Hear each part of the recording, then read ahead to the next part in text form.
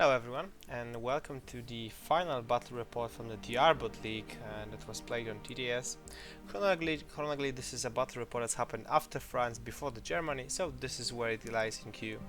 As you can see in the thumbnail, we have a Fusilier combi rifle paramedic, which basically will be the hero of our game, and will be the main focus of this game.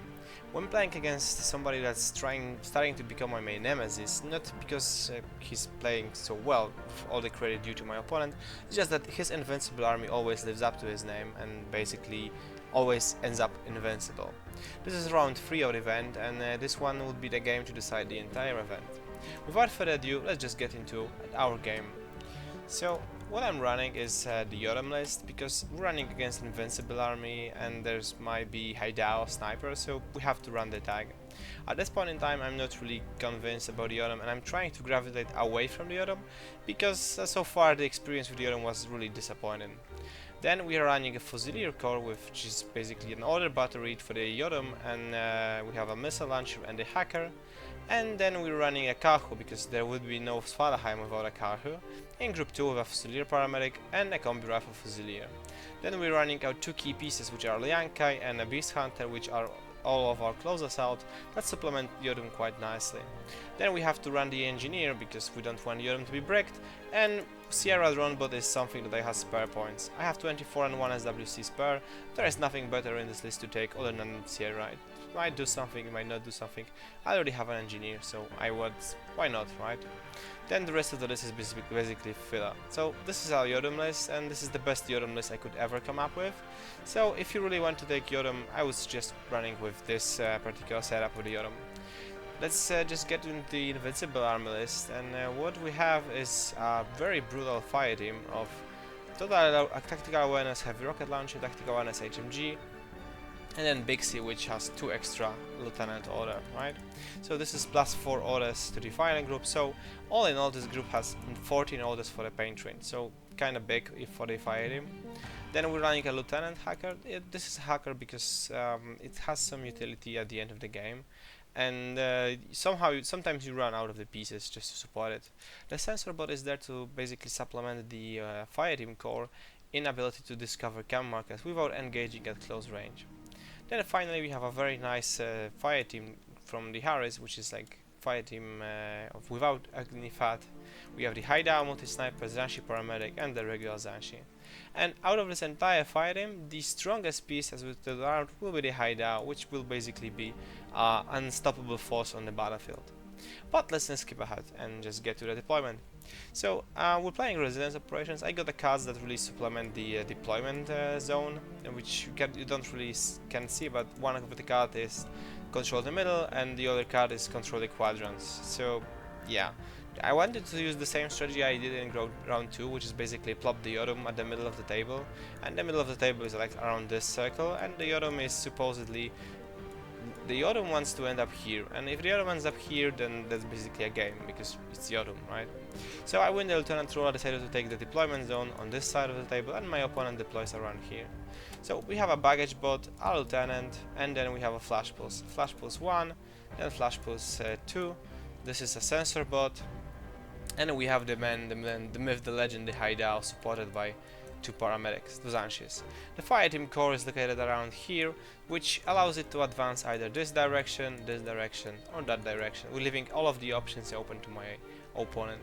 All in all, basically this is just an invincible fire team, and the Haidao is really a support piece. Everything else is kinda irrelevant at this point, and because the fire team has 14 orders, it can basically go anywhere it wants. So at this point in time, I'm not really feeling that this is a position where I'm going to attack the fire team in. So I counter deploy with all of my stuff with a fire team Fusilier watching very long lanes, this and this direction, which outrange the HMG. If the fire team core wants to take this fight, this will be a very risky firefight for my opponent. The fire team carries with the Karhu is located very deeply inside of my deployment zone, because I'm really worried of my opponent just making a run for it and killing them. Karhu is extremely useful against heavy infantry because APDA.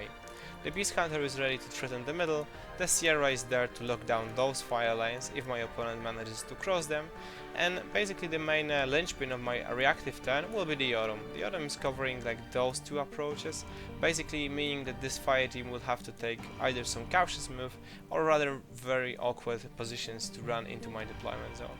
The Yodom also protects this side and also protects this side, so this is like my first and final line of defense. I figured out that without HP HMG I can take some gunfights and hopefully not die.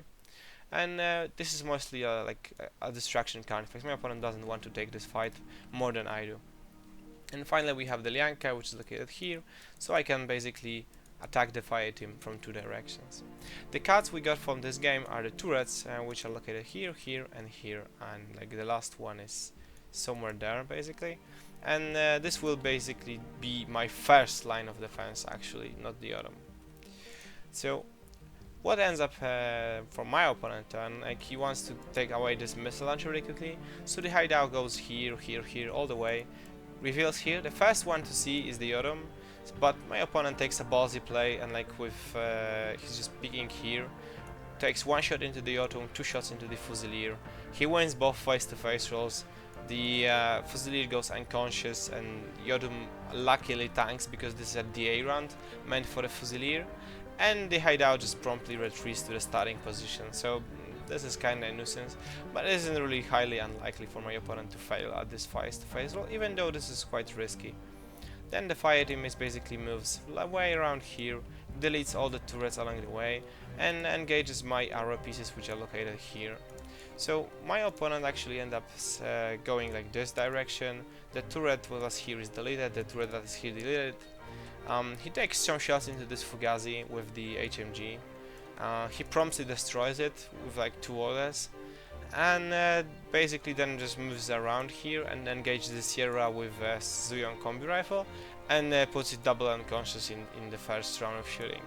It is what it is. The fire team then has enough orders to basically retreat into the starting position of my opponent. So this basically resets the position. So again, they went here, from this position killed this Fugazi, moved here, killed the Sierra, and retreated. With 12 orders after removing 2, this is kinda expected for them to basically go back to where their hiding spot is. And I mean, I could have gone fast and nailed them, but again, remember, my win condition is getting this Yodom to this position. If the Yodom is here, I win, and if I don't get it here, then it's kinda getting dicey. But all in all, quite successful defense, all things considered. Then I gauge my Karhu.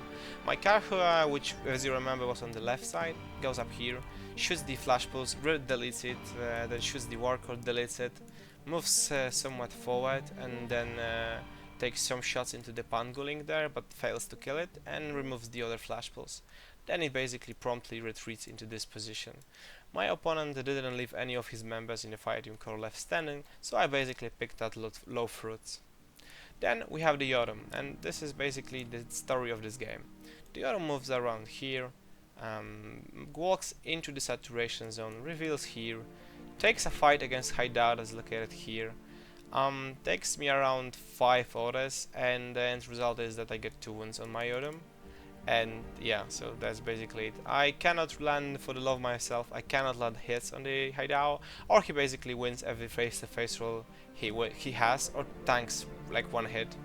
The name of the game is I land 1 hit on a 15, he whiffs, he saves, then I lose the face-to-face roll, take 2 wounds in 1 shot, and then I basically retreat because the Yodom is my win condition, I don't want to lose him. Then I try to fix this Fusilier, I land 2 medicates and I finish him off. So I mean, kinda, yeah. The Paramedic is going to be here, and the Karhu is going to be located here. Then the Beast Hunter with his remaining order jumps up here, and we prepare for the next round, because this round went quite horribly. And as you can see, the Yodom now has 2 wound markers, the Karhu is here, the Paramedic is here. I move up this Yodom into suppressive because there's a very possibility of my opponent coming here and taking the gunfight with Big C into the Yodom and just finishing it off when it's 1 wound. So I want to discourage my opponent from doing this. It works, my opponent never really goes after the Yodom. So yeah, we have just like 14 orders or 13 orders to deal of the Invincible armies. So the Invincible Army, they regroup, move up here, move up here, move up here, and at that point my opponent makes a mistake where he just jumps on top of the building. I flamethrower, Big C runs into close combat with me, and then we have a fight. We then have a close combat fight, which I don't really believe is necessary.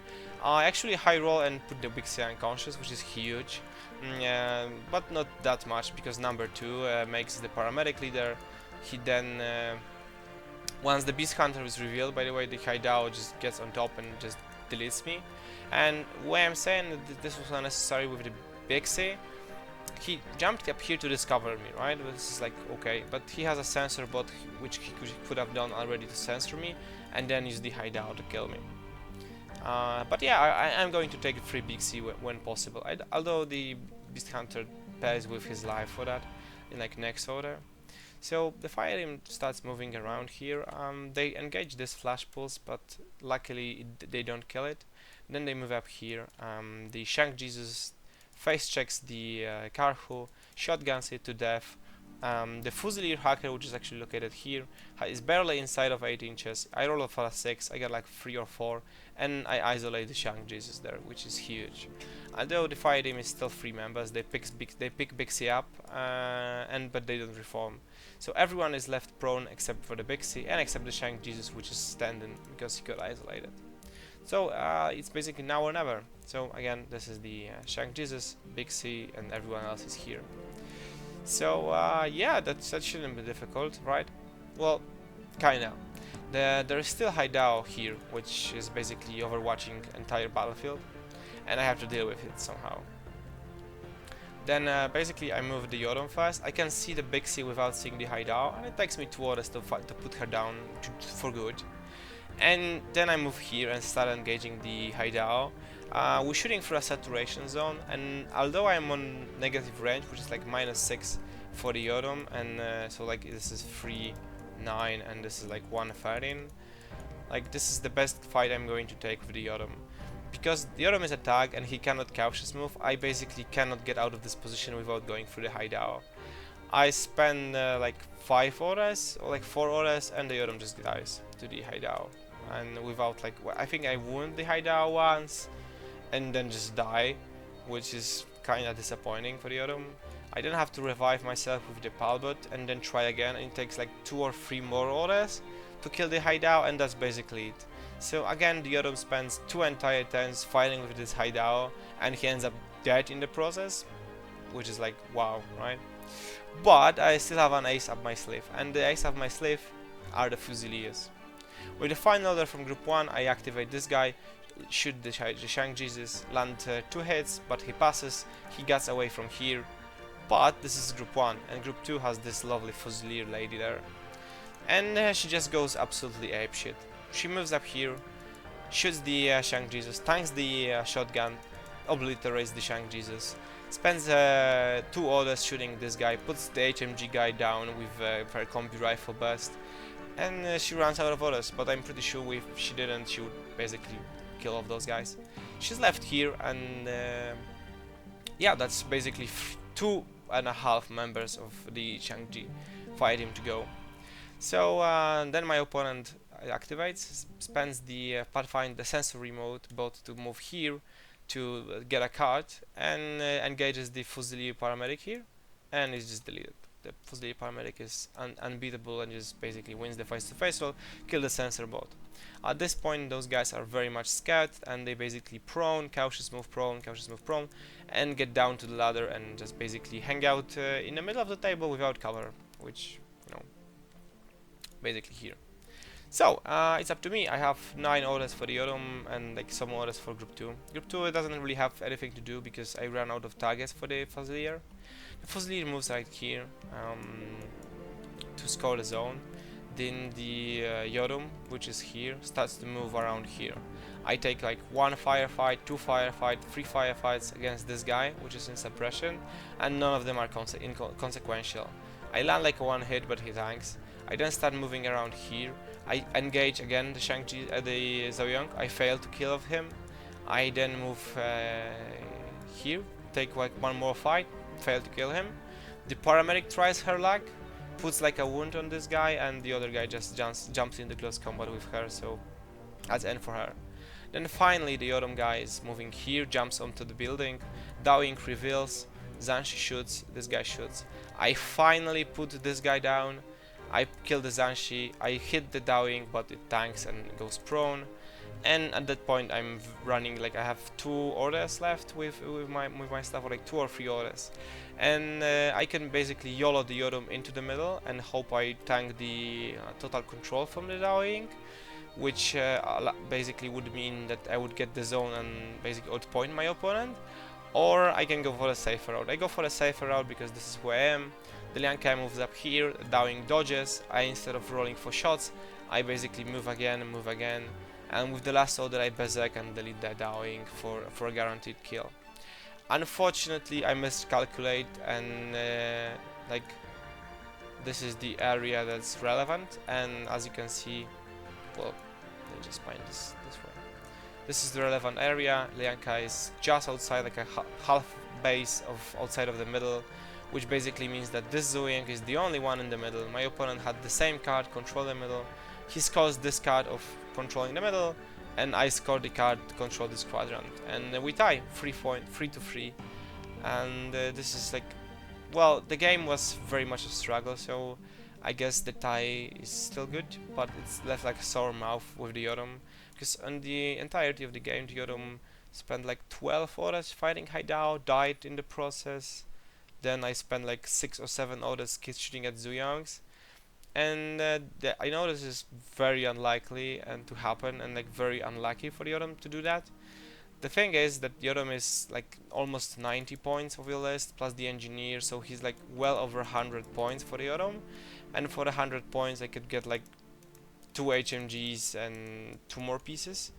And yeah, they would also suck, and they would also take that many orders shooting at anything, but they could be in 2 places. And remember that the most important fight in the game, which was this Hideout, I mean the worst fight for me to take against the Yodom, it's all because the Yodom is a tag and he cannot cautious move, he cannot get out, and basically those areas are covered by the Hideout, and I have to brute force, I have to take this fight, there's no other way. If this was a Hospitalier Knight, there's opportunity to just cautious move and then engage in good range for me. So yeah, this is like big idea why I don't like tags. And in the final turn there's the Dioing here, which has the bubble, Haki area bubble around him. And if this is a Hospitalier Knight or like anyone, even a Boig, I can walk in and get isolated and I don't care. But the Yodom is vulnerable to total control in reactive, which means I cannot just YOLO into a hacking area. So again, if this was a Boig, even if I'm K12 or Hospitalier or Nissa or whoever, then the game would be going much better in my direction. The other thing I could have done probably is just go fast and try to eliminate as many members of this fire team as possible, but again, the Hideout is an obstacle that's too big for the Yodom to take, so who knows what would happen. I think my idea for the game plan was solid, for me to just move the Yodom and put him in the middle of the table. That's basically like a free win, a very much undeniable situation for the Zhuyongs if they don't have AP. Like, they cannot stop the Yodom in reactive turn just because it's like armor 13, but I just didn't account for this to happen. So all in all, yeah, thanks very much for the game, and hope you enjoyed this battle report. I try to take more action sort of pictures, so you might have closer look at the action. So feel free to let me know in the comments whether you prefer the one overview picture of game happening, or you want me to just switch up the pictures as I go. Anyways, thanks very much for watching, and hope you look forward to my games from Germany. Cheers, bye.